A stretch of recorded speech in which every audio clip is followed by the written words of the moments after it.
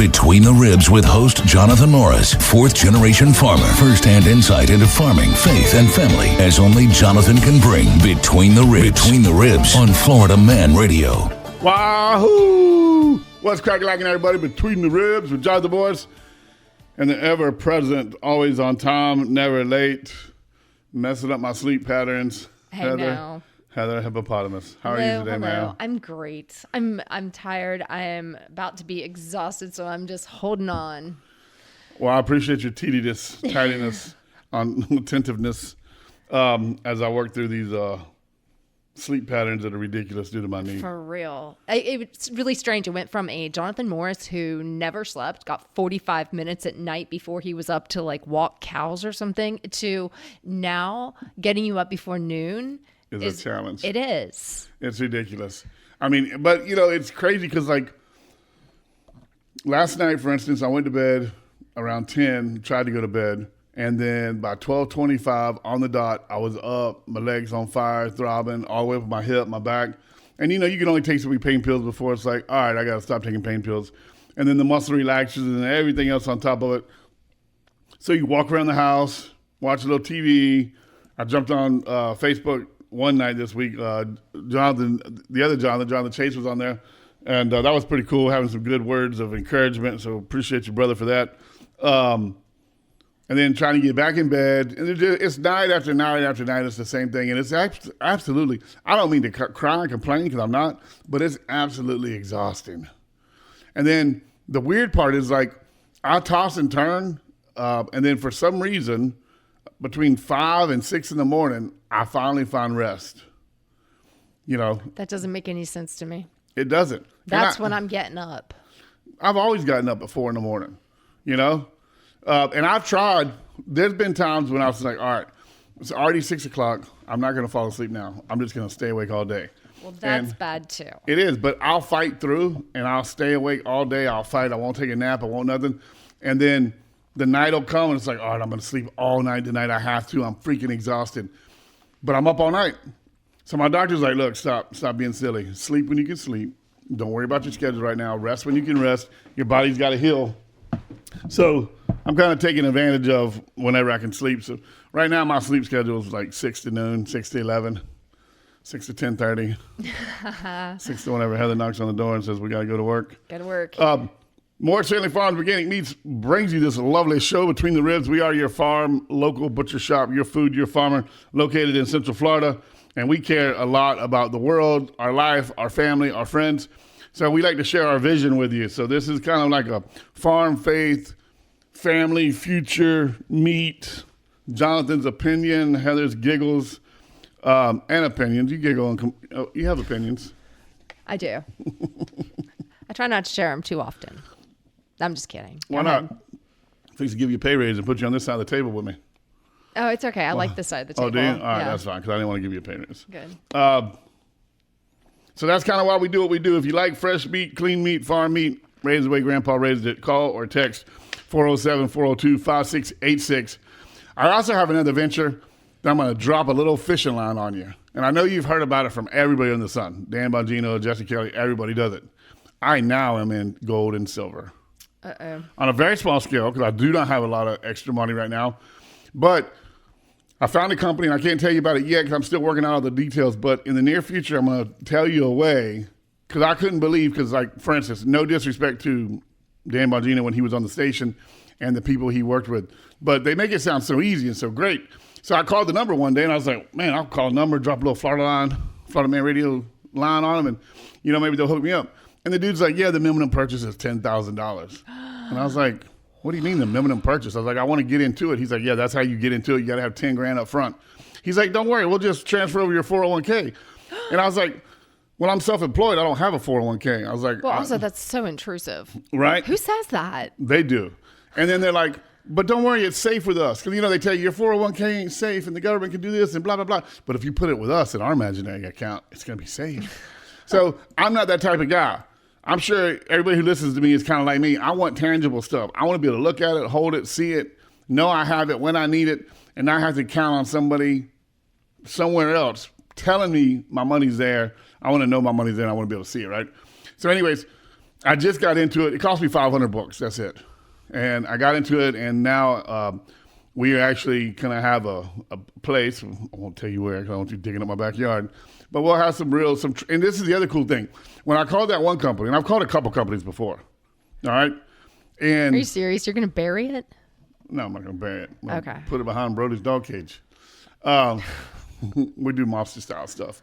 I called this one company, and again, I'm not talking bad about companies. Please don't misquote me, all right? They only sold bars, like the $10,000 bars. So I asked the guy, I was like, all right, so let's say the world ended as we know it. And we're going to actually do next Wednesday, by the way, Wednesday night live YouTube shows. We got it worked out. It was so fun. I'm sorry you missed it, Heather. You're more than welcome to join us if you can. I don't want you to be put out. Hey, if y'all can handle it on your own, go for it. It was Amy, I, and Jesse James. Awesome. Jesse James, Amy, and I sitting over there by the piano. It was pretty fun. We had a good little turnout for our first one. But and it probably saved. I'll have to go back and look. It saves in post unless you tell it to delete. oh, does it? Oh, Yeah. so it may be out there? Yeah. Oh, that's pretty cool. Why did I say that? Oh, Amy and I, we're going to do a thing about, are you really prepared? Not necessarily for apocalypse. Is that how you say it? The Apocalypse? Yeah, the apocalypse.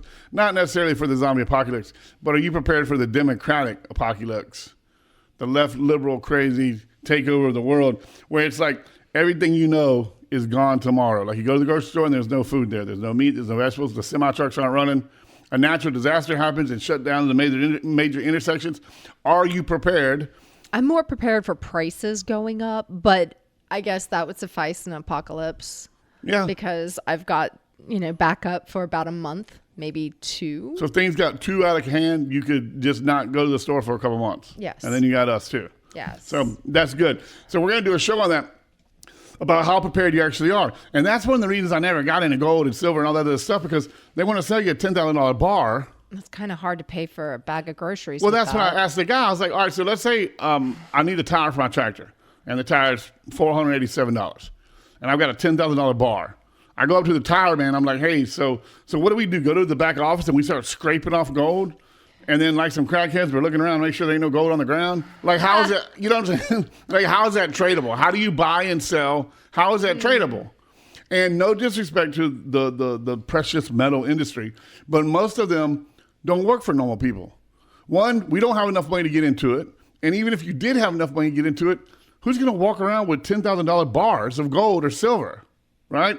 So this company has $5 coins, $10 coins, $25 coins. They really should have been just doing that from the start with money. We should have never stopped. It's Nixon's fault. Nixon's the one that took us off the gold standard.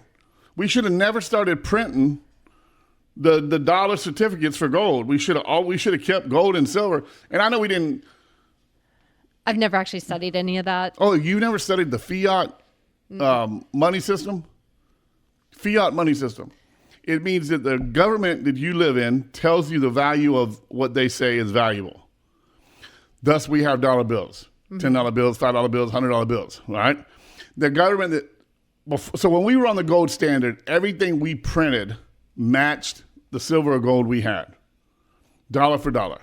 Oh, and then they got greedy and didn't want to do that so they could save some. That is shady. Not just that. They wanted to create economical growth, so to speak, so they put fake money into the environment, but the money's fake. It's like monopoly money, all right? So they were the original Bitcoin. I guess, yeah, maybe. I don't Because know. I don't believe in that either, but apparently that's the next step. Yeah. Oh, man, I get so many people on Facebook and Instagram or whatever it's Well, called. now they will. They're like, hey, I could get you into Bitcoin and make you $1 million. I'm good, thanks. I appreciate it. I'll give you $1. Turn that into $1 million first. Right. So when Nixon, and this was not part of the show, but when Nixon took us off the gold standard and they started printing money and putting money into circulation, then they told us this is what the money's worth and just trust us. It'll be okay. Well, when we first came off the gold standard, let's just say an ounce of silver and $1 or a silver certificate were the same thing. They were the same value. All right. If you go from, what year was that? Was it 60, 50? I can't remember. Don't quote me on the year.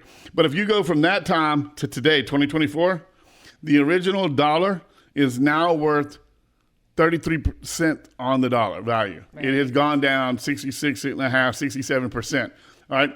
Silver has gone up 4 times since then. It has quadrupled in price since then. So the dollars we walk around with are almost at zero. And there's like 7 or 8 9 countries now that don't even accept our dollar anymore. So all I'm saying is when I get all this worked out, I want to help people.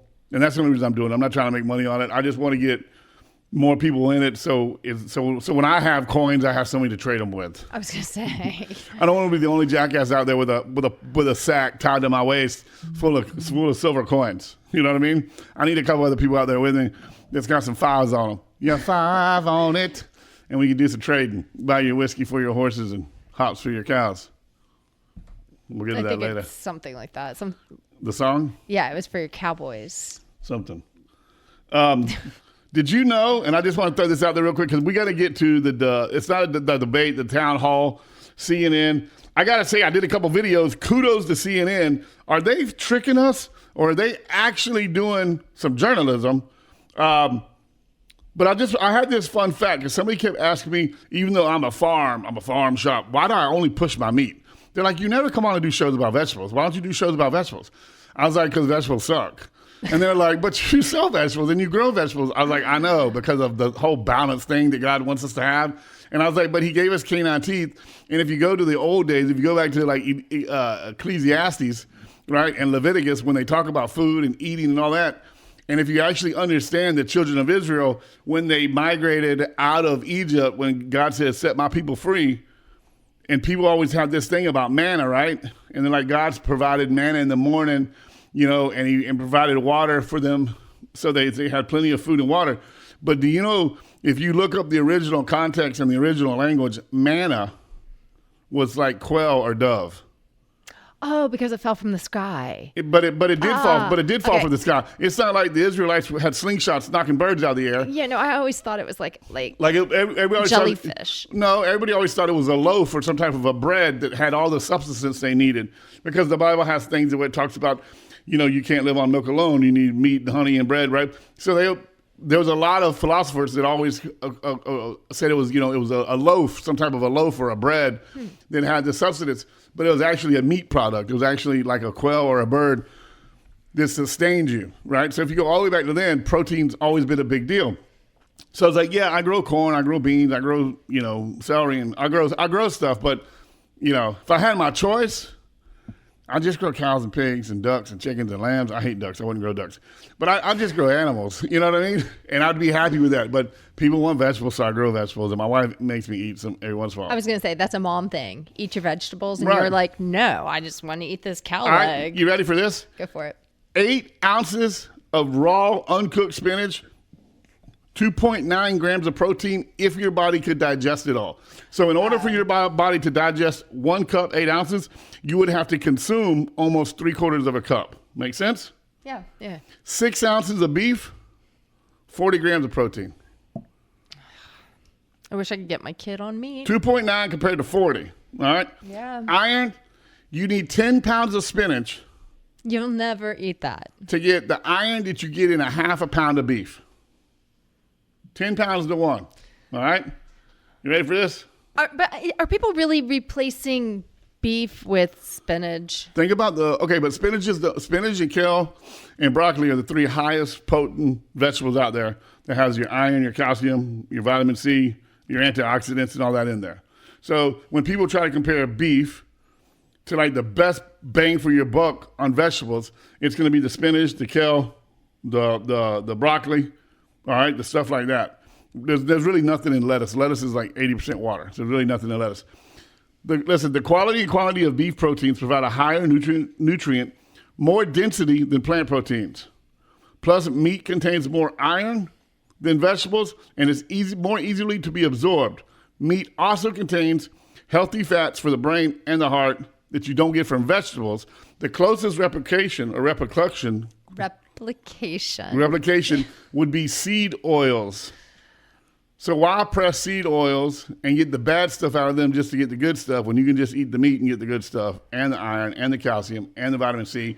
And guess what? Lastly, but not leastly, red meat Tastes good. is the only natural source of vitamin B12. The only natural source. So drop your supplements, eat beef. I don't even work out.